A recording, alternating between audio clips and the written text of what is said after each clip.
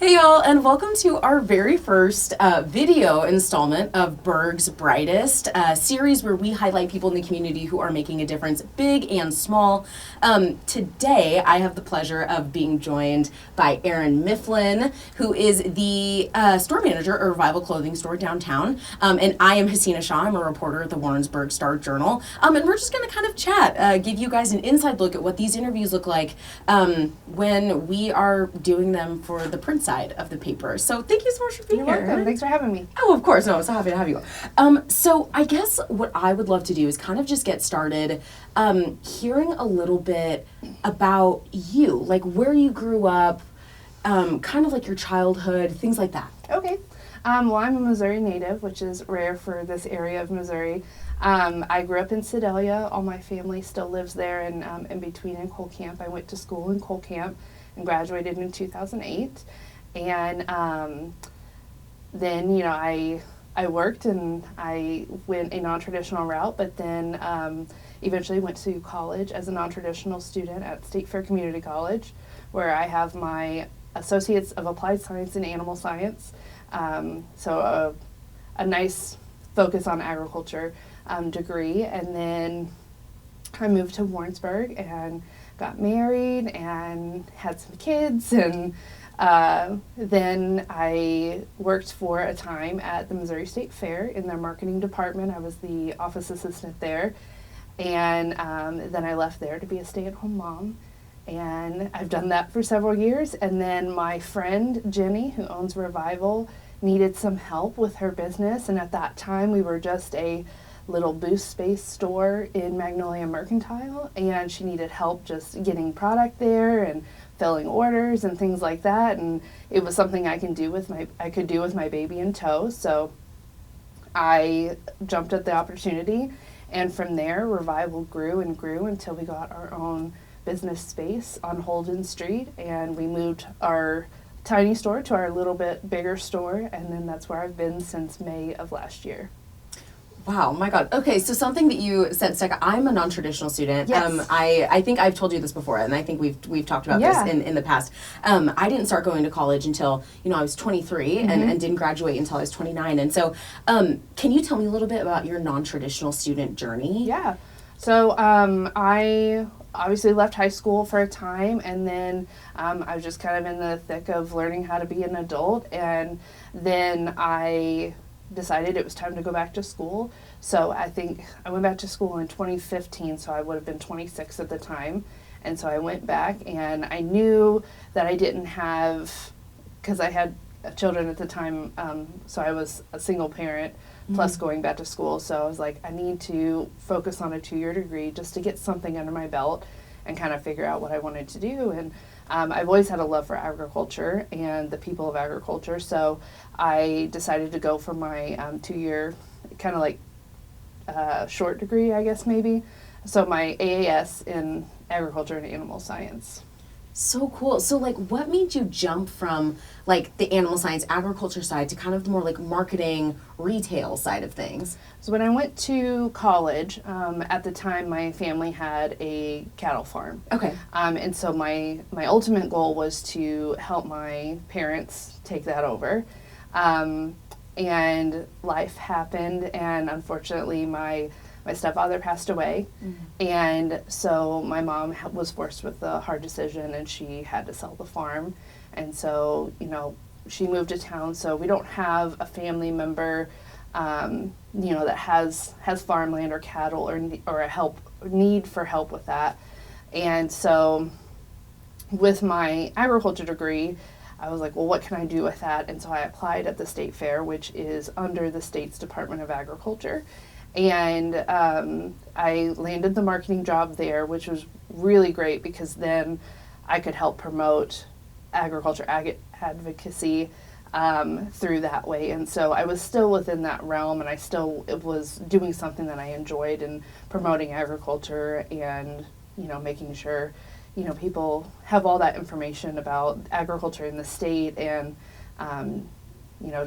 just helping with the State Fair. And being from Sedalia, working at the State Fair was like, it is a big deal, because that's what we did in the summer. We looked forward to the state fair. So working there was a huge pleasure, and I missed it and I hated to leave, but life throws you all different kinds of curves. So I ended up staying home for several years with my smallest children.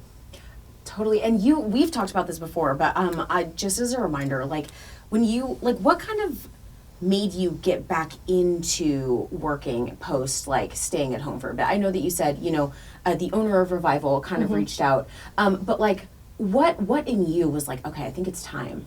So I've worked since I was 14 years old, odd jobs, and then, got a real job when I was 16. And being on the farm as well, working has always just been encoded in me. And so, when my hands are idle, I feel like I'm not doing much. And so I was like, once, I had one kid in school full time, and then, when I started with Jenny, my youngest was at a half week daycare or pre-K type of thing.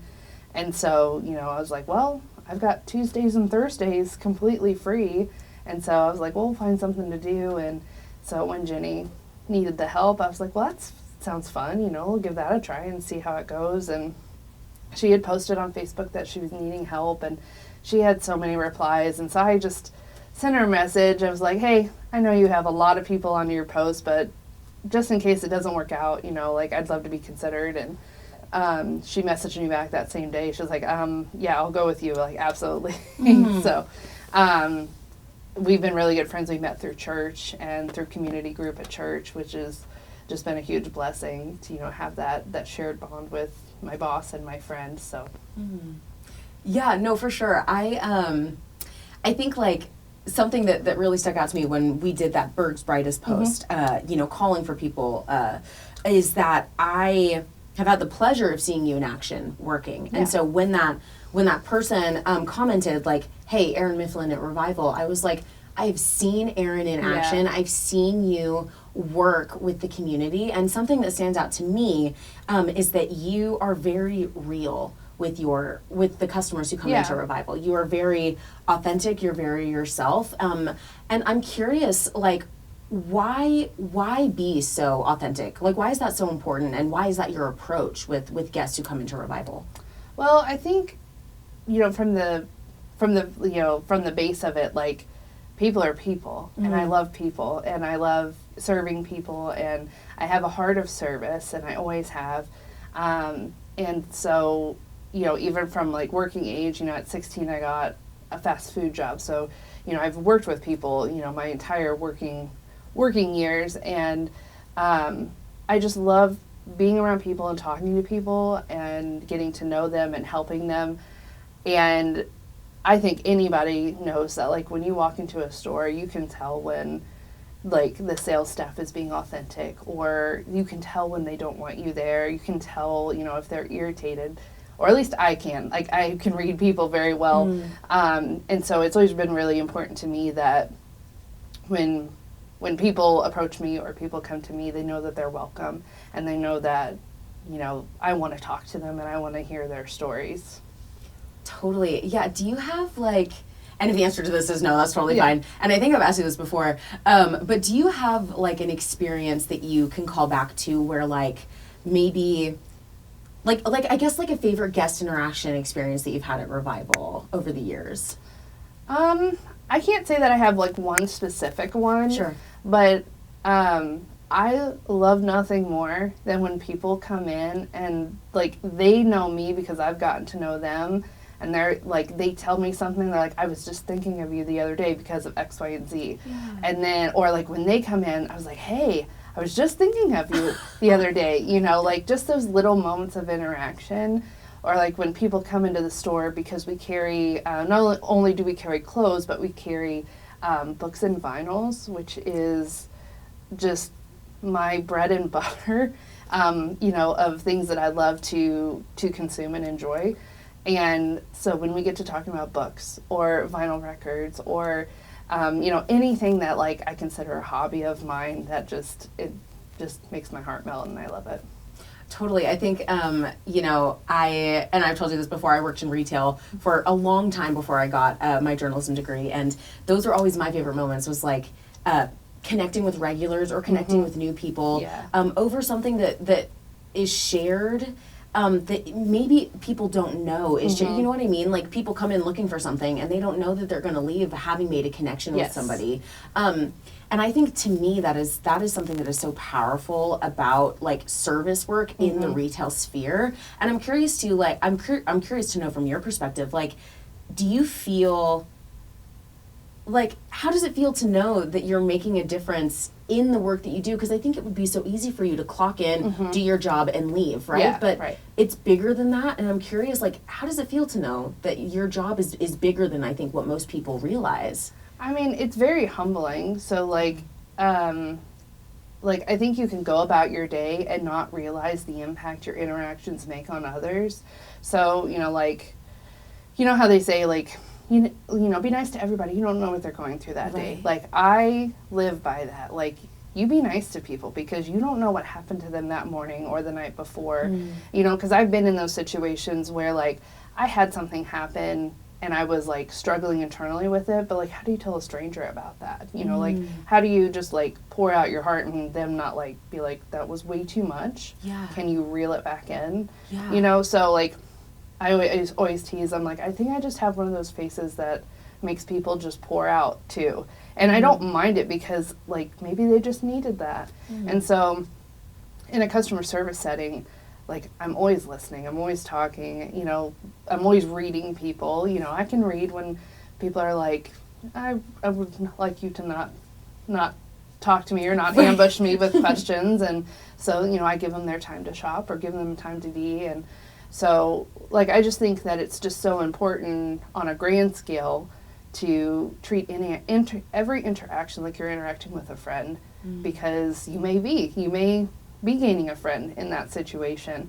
but they also may be gaining a connection where they just needed a little bit of love, you know, and understanding. And I don't know if that answers the question or not. No, it absolutely does. I'm like tearing up. I'm tearing up right now. I think that is so beautiful, and I think again, it just speaks to the power that we all have in every day, right? Yeah. Like, and you know, it's crazy stuff happens in the world all the time, you know, and we live in a time where it's so easy to get bogged down by things that we're seeing on social media and things that are happening in the world because it's heavy, right? But I think that what I love and what I'm hearing from you is that, like, it's the small moments where you get to interact with somebody that make the biggest impact. Yeah.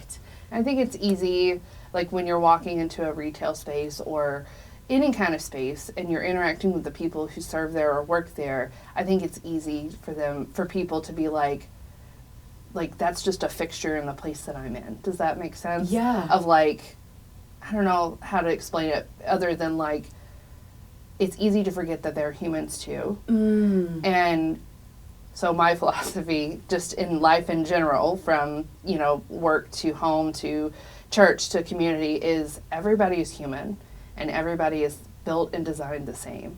And at our core, we all want the same things.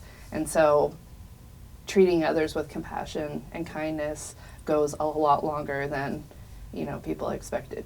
It goes a lot further than people realize. Totally. And I'm curious because, you know, retail is not for the faint of heart. No.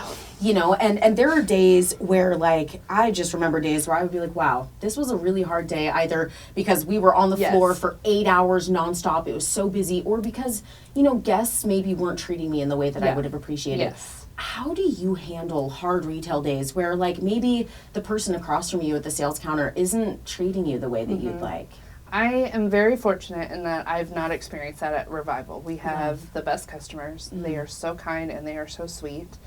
But I will say, over the course of my life, I've worked a lot of retail and customer service. So I am not without experience in that department. I've worked fast food. I've waited tables. I've bartended. I've worked big retail. I worked at an Old Navy once upon a time. And I tell you, those dollar flip-flop days are not for the faint of heart. No. So, absolutely not. You know, like, it's just one of those things. It's like, you just kind of have to grin and bear it, unfortunately, because when you get in that space of like bigger retailers, like Old Navy or Walmart or whatever, Right. Like the person who you're interacting with that's working there has zero control over anything. So on the flip side, when you work there, you have zero control over anything. So you just have to grin and bear it, and you know that eventually this interaction will end.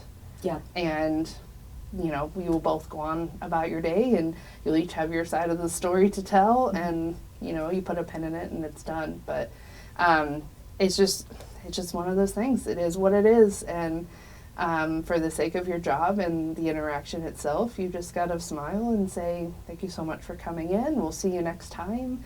And then they're on their way. Totally. And you're saying that like Revival is such a contrast to those Yes. experiences. Yeah. Can you tell me a little bit more about that? Like how the guest connections you're having and the customer connections that you're having at Revival differ from like, your other retail experiences?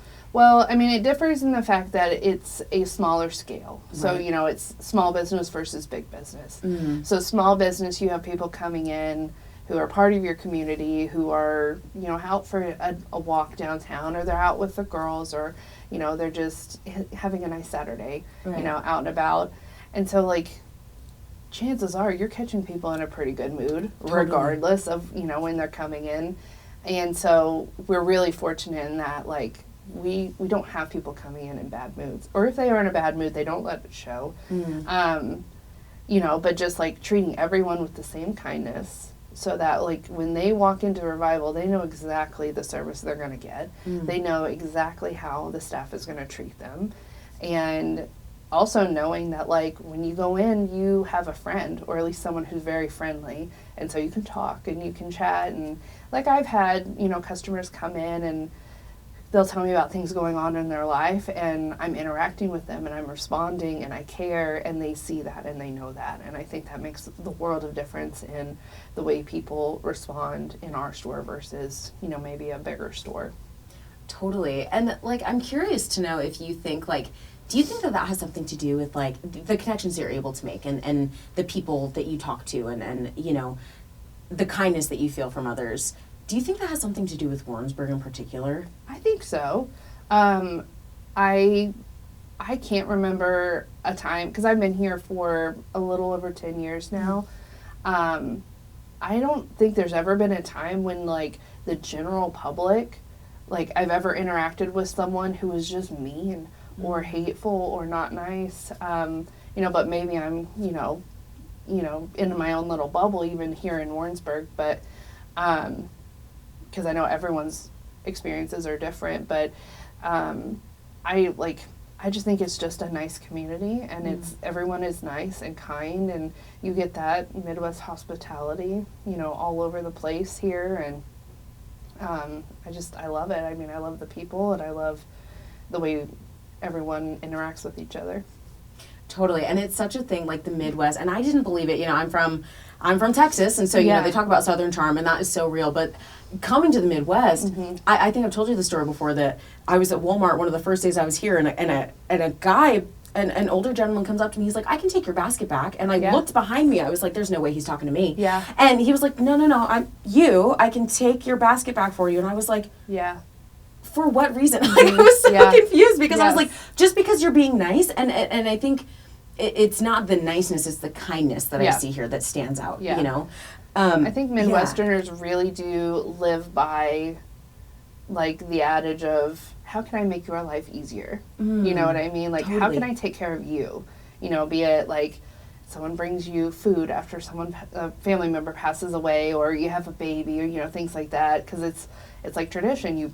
Here's a casserole, and, like at church, whenever people have babies, or they've been in the hospital, or there's been a death in the family, they immediately start a meal train, so everybody can sign up to bring these people, and you may not even know these people, within the church, but you're like, oh, they need something to eat, so we'll feed them, because I really do think that Midwesterners know that the quickest way to heal a heart is through feeding it, so... Totally. My goodness, that's so true. So I know that we've kind of like bounced around a little bit, but I'd love to know a little, like, you mentioned the cattle farm that your parents owned. You worked on that growing up? Yeah. Can you tell me a little bit about like how early you started working on the farm and what kind of things you would do on the farm? Yeah. So my parents, or my mom and my stepdad had the cattle. They got married when I was about 8 years old. Okay. And then we moved out to the farm. And I will be the first to admit, I was not happy about having to do farm work at 8 years old. I'm like, this stinks. Like, this is the worst. And you're like, what the heck? All my friends are out playing in the street, and I have to do farm chores? Exactly. And so, like, obviously for a few years, I was very not nice about it. But I think, like, looking back at it, I cherish it so much because not only did, you know, I develop a love for agriculture and a love for animals, and I had that bond, you know, with my stepdad, but also I developed such a hard work ethic, you know, like there's a job that needs to be done, so it's going to get done because you don't take vacations, you don't take off days on a farm. Right. So, you know, maybe that's kind of instilled a little bit too much, you know, work drive for me, but, you know, I loved it. I loved the piece that caring for animals brings because they, you know, they are there regardless, day in, day out. So it gives you something to focus on, even if you're sad or upset, or you can talk to them and they'll just listen, and you know. But I don't know. I really enjoyed growing up in that area, and with it, had I not had that experience, well, obviously I wouldn't have, you know, gotten my major later on in life. I may not have met my husband because he's on the agriculture side too, so we've really bonded, you know, over that. And in high school, I was in FFA all 4 years. I was president of my chapter when I was a senior, and you know, like, just all of that accumulated gave me so many wonderful life experiences that I cherish and I wouldn't trade for anything. Totally. And like, I'm curious how you see the work that you did, like on the farm, in FFA, in agriculture. Like, how do you see that kind of informing the work that you do at Revival? I think it like really comes down to, you know, the baseline of, I have a job, it's my responsibility, you know, I'm going to do it to the best of my ability. And so I think at its core, you know, that's really what it instilled, is doing your best and giving your best so that your job, for one, is completed. For two, this is everything I had and I gave it, you know, to this project.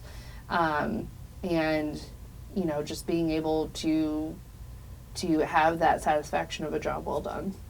Totally, because it's like, it's so true that the things that you do, the things that you do as a child, right, and the things that you surround yourself with and the people you surround yourself with kind of inform everything that you do. So I love that you're able to make that connection. You know, that like you're like, yeah, as a kid, I did farm work, and it is absolutely informing how I show up in the world today. 100%. Yeah. Yeah, I think that's so powerful. Do you think that like this work ethic of yours, do you think you've passed that on to your kids? I certainly hope so.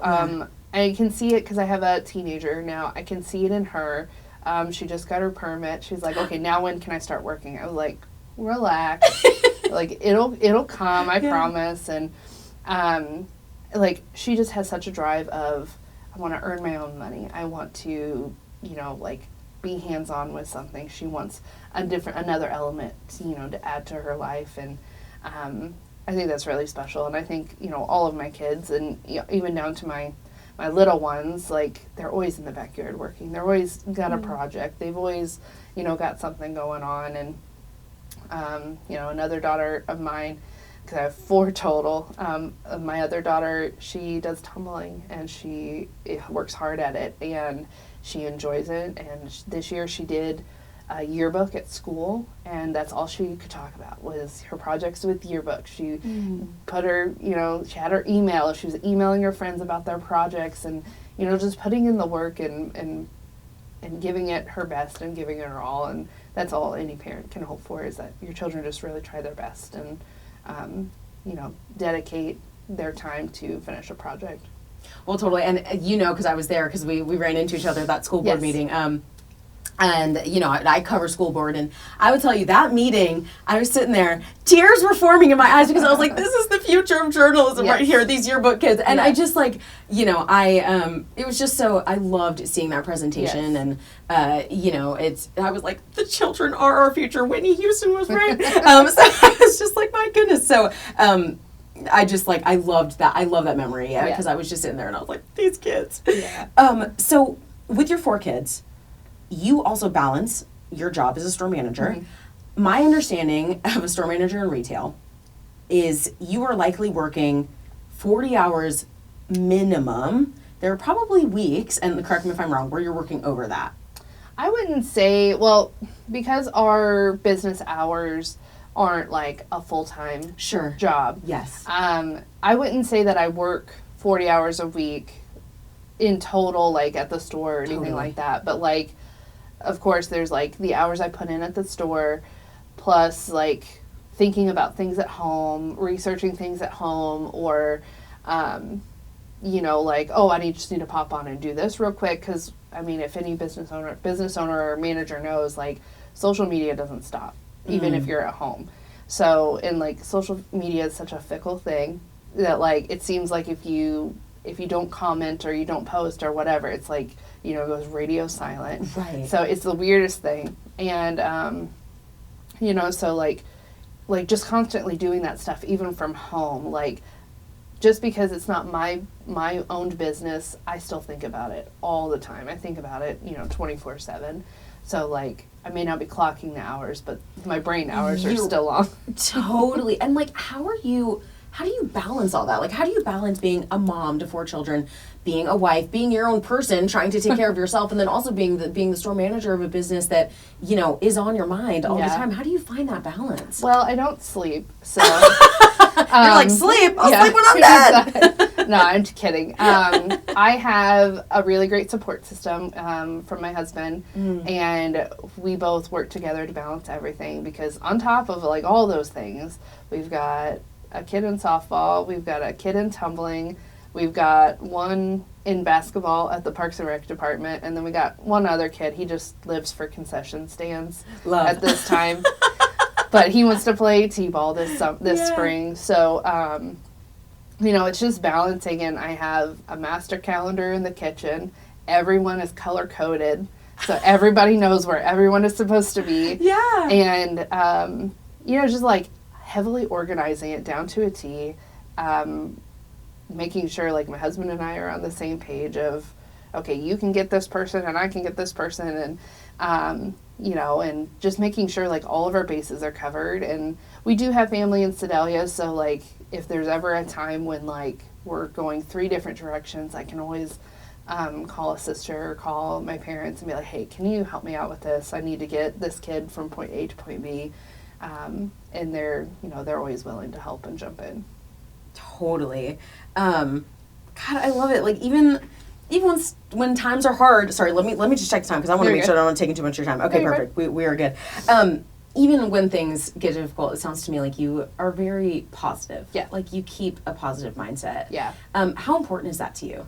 It's very important to me. I'm a middle child, and so I'm a peacekeeper. And so I've always been like, how do I make this work to make everybody happy? And so, you know, I'm a little bit of a people pleaser as well. And so, you know, just like making sure the ball just stays rolling to make sure everybody, you know, is happy, and being able to do what they want to do. It's very important to me, because it's not just my life, it's, you know, my entire family's life. So I would never want them to sacrifice something that they really wanted to do just for the, you know, for the sake of logistics. Like, oh, I don't know how to make that work, so we can't do it. Like, if there's a will, there's a way, you know? So I just think it's really important to me to make sure that I stay happy and positive, my inner circle stays happy and positive, because then we're all happy and positive together.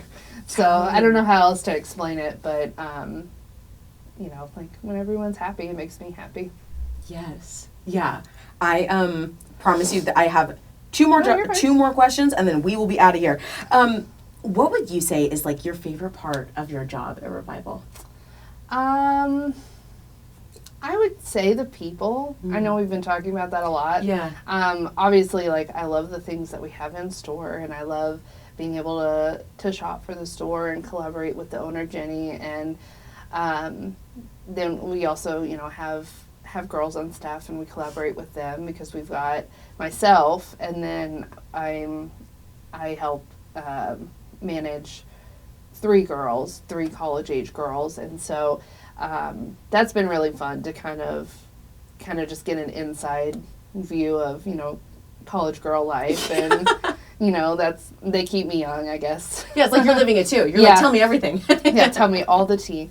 But it's fun. They are all amazing girls, and I love them all. And but I would say, like, when it really comes down to you have to pick one, it's probably the people, of just being able to interact with people in the store and get to talk to people. I'm a extroverted introvert, and so like I'm extroverted until I'm not, and then I'm done for the day. Totally. So, but it's really nice to be able to interact with adults and young people who come in the store and talk to them about things. And it always makes my day when people come in and look at our books and talk to me about books, and I can recommend them things, because I'm an avid reader. I love to read.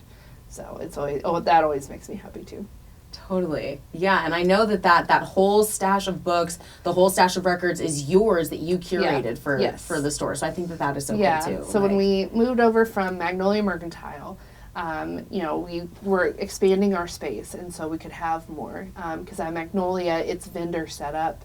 So, like, in order to, like, help all of their vendors be as what am I trying to say, as successful as possible, they implement, like, rules of, like, if another vendor has home decor, you can't have home decor, or if they have candles, you can't have candles. That way you're not oversaturating the individual store, and which I totally respect and I understand. So when we moved the store, you know, obviously we're on our own, we can expand a little bit, and so outside, like, we kept our clothing styles and things like that, and we added, like, jewelry and handbags and accessories and home decor and candles. And so, like, when we were, like, deciding all these things when we were moving, I very, like, shyly asked Jenny, I'm like, hey, if it's not too much trouble, would you mind thinking and considering, you know, just, you know, being very passive about it. I was like, would you mind thinking about putting books and vinyls in the store? She's like, 100% yes, like, instantly. She's like, let's do it. And so I was, like, compiling a list. I was like, here you go. Here's some recommendations I think would be really good. She's like, girl, that's all you. So you build the list. Yes, ma'am. You build the list, keep it under budget, and we'll get them in store. And so I've been very pleased with the interest it's gained. You know, the amount of people who are like, I didn't know you had books in here. I didn't know you had vinyls in here. And they'll look through them. This is such a great selection. These are ones you don't find most places. So I really, really take pride in that people are very receptive to the entire store, and those areas individually as well. Totally. No, I think it's so cool. Let me take a quick look at time. Okay. Reading an analog clock sometimes, I'm like, what time is it? I think that those are all the questions that I have for right now, but is there anything else that you want people to know about Revival, or that you want people to know about the work that y'all do? I don't think specifically. I think it's really important that, like, you know, people know that our mission is to connect with people at its baseline, be it you need an outfit for something specific, or you're just in looking, or haven't been in a while. Like, we just want to connect and enjoy your company while you're in the store, and or provide you just a nice place to shop with some good music going. And we love having events where the whole community is invited if they want to come. Like, we've hosted, like, last week we host our annual Galentine's event, which is really nice. We do that every year, and like ladies' nights or like big sales or whatever. We are huge supporters of the Main Street Girls and what they do for our little small community downtown. And So like anytime they need a stop on one of their strolls or, you know, anything that they're doing, we're quick to sign up, be like, yeah, put someone down at the store. Yeah. And it's not just about bringing people into the store so they'll buy, but it's to bring everybody together and then help out the girls in their event and just be part of the fun. That's all we really want is to be part of the fun. Like over Christmas, we were a spot on the soup stroll during Dickens Christmas, and then we've signed up to be a spot on the wine stroll, and so that'll be really fun. Totally. Oh my God, thank you so much for this. Problem. This was so fun to chat with you, and I so appreciate you being the first of many Burg's Brightest to be on video. Yeah. Y'all can go ahead and head to warrensburgstarjournal.com to read this. But yeah, thank you so much. Thank you for having I appreciate me. you. Yeah, I appreciate absolutely. it.